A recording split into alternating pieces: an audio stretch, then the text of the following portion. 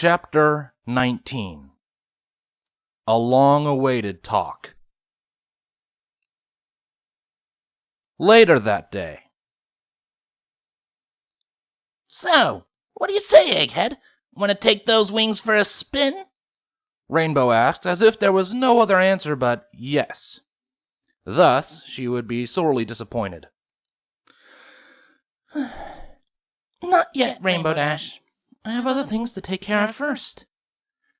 Twilight and her friends still sat in Canterlot Castle's extravagant dining room. Celestia and Luna had left to attend to royal duties not long after Cadence had gone. Celestia's announcement to Canterlot had undoubtedly already taken place. Only time would tell how that went. Rainbow launched herself into the air, throwing her forelegs wide. Oh, come on! What in all of Equestria could possibly be more important than learning to fly and being taught to fly by the best flyer in all of Equestria? And the most modest, Applejack sarcastically deadpanned, to Rainbow's irritation. Well, what? Rainbow said, striking through the air, closing the distance between her and Twilight immediately. Seeing my parents, Twilight responded, her voice unsure. Rainbow backed off immediately. Oh, right. That's pretty important after, everything. Yes, Rainbow, it is. Don't mind her, Sugar Cube. I'm still trying to teach her a thing called tact, said Applejack. Rainbow snorted. Tact? What do you know about tact? I'd learned that more than you, I'd wager. Yeah, right. Prove it. Girls, maybe we should get back on topic. If you want to. Fluttershy suggested meekly. Verity spoke next. The darling is right. This is our friend's well-being we need to consider. Girls, Twilight started. I appreciate the sentiment, but you really don't need to fuss over me. It's not like I'm dying or anything. Twilight's dying? Pinkie shouted out, quickly retracting her head from a box of party supplies where she was storing the banner and party hats for possible future use. Obviously, she hadn't heard most of the conversation. A panicky Pinkie pushed her fluffy pink face into Twilight's black chitin-covered one. Oh my gosh, Twilight, you can't die yet! What about all those parties I had planned for you over the next several thousand years? I know I won't live that long, but I'm sure my kids or something could continue my good work. Besides, a funeral after party is one party I really don't want to plan. I mean, does a funeral after party really count as a party? It's more like a gathering of sad ponies, and I don't like sad ponies because it makes me really, really sad that every pony else is sad and my mane goes droopy and everything. I mean, there was this one time when I thought Gummy had died because he was just sitting there lifelessly, but then I realized he was alive and he always sits just like that. Who knew? I just patted him on the head and said, "Hey, Gummy, want to make cupcakes?" And then we made cupcakes. Girls, I'm hungry now after all that cupcake talk. Who wants cupcakes? What were we talking about again? Pinkie finished with a question. Several more seconds of overly awkward silence then occurred. What? Twilight broke the silence. Pinkie simply shrugged and stuck her head back into the box of party supplies. Anyway, darling, Rarity continued as if nothing had happened, probably for the best. It's our job as your friends to give you all the support you need in these trying times. And I appreciate that, Rarity. I really do. It's just, I feel like there are some things I need to deal with myself. My parents being one of them. This family business sounds like it's gonna get pretty complicated, Rainbow remarked. Not really, Applejack said. I got family all over the place, and I never found it to be that complicated. Applejack turned away from Rainbow Dash and looked at Twilight. Everything's gonna be fine, Twi, and as the element of honesty, you'll know I'm not lying. Thanks, Applejack, Twilight said before sighing. I hope you're right. I really do.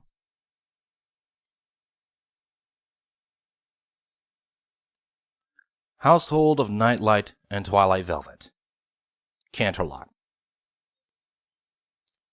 Bills, Nightlight said in a monotone voice as he went through the day's mail.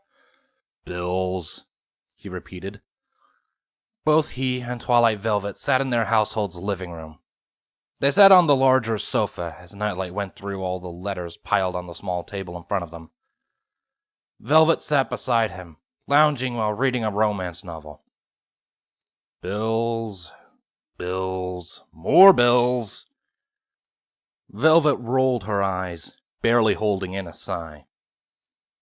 Oh, for Celestia's sake! Nightlight broke the pattern. Honey? Another letter from one of our neighbors saying how we must disown our own daughter because it's undignified to have a creature like her as a part of our noble family. Velvet didn't even bother to hold the sigh this time, as she placed a bookmark in her novel and placed it on the side. If I get one more letter like this from any pony else, fellow nobles or not, I'm going to find them and show them what I think of their freaking opinions of our daughter! Nightlight shouted, lighting his horn and burning the letter to cinders. Velvet shimmied up to Nightlight and gave him a very welcome, comforting hug. Just ignore them, Nighty. Don't give those idiots the satisfaction of any response. I'm just worried, dear. I want our daughter back. I know. Celestia made that announcement earlier. Maybe if we went, we would have heard some news. If there was any news, don't you think we would have been told first?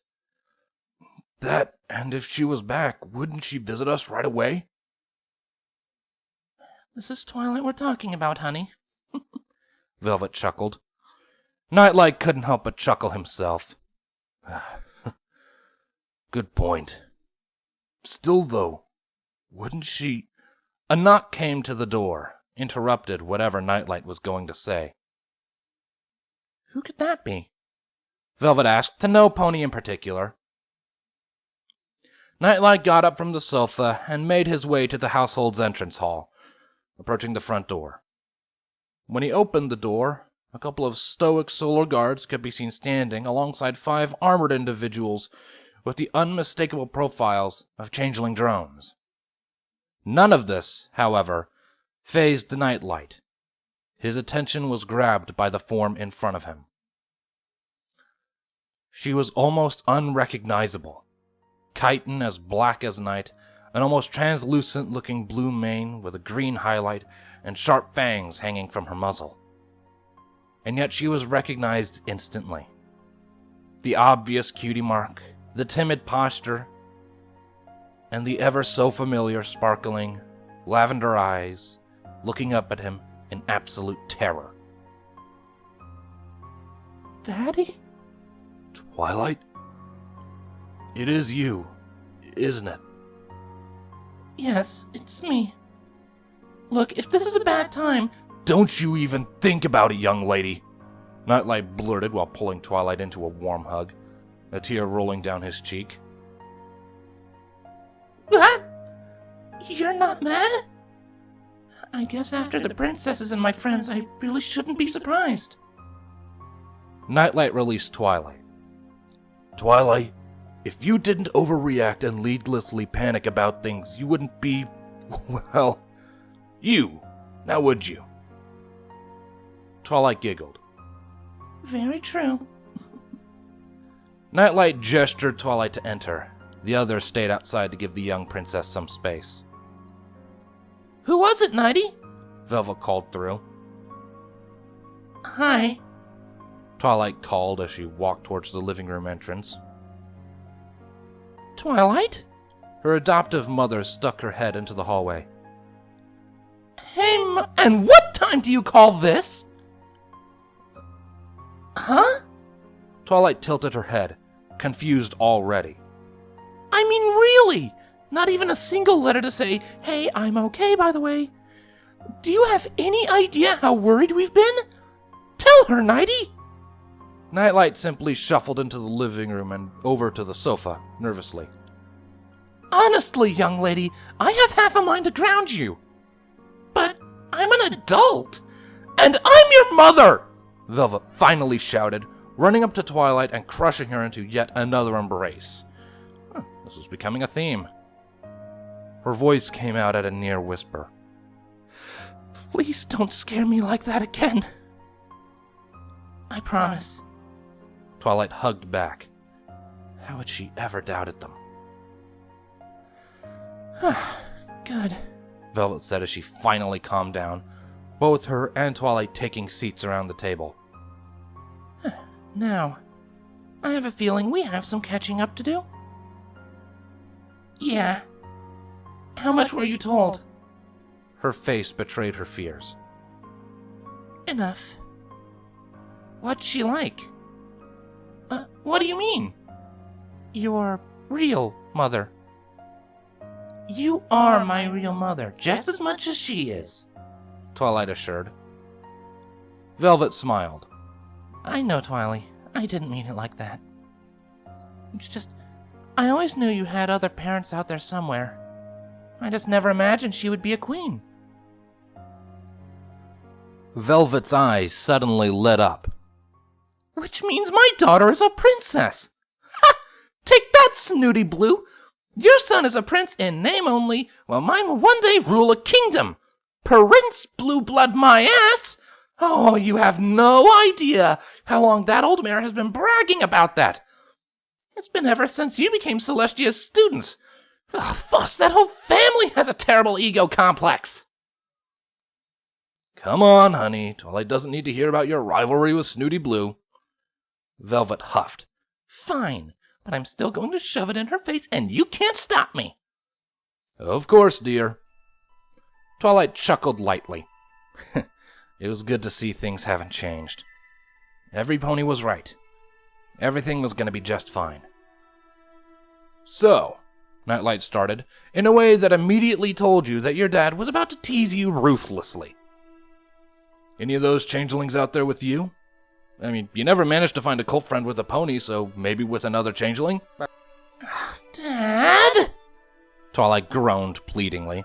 Okay, sorry. So how about a mare friend? Dad!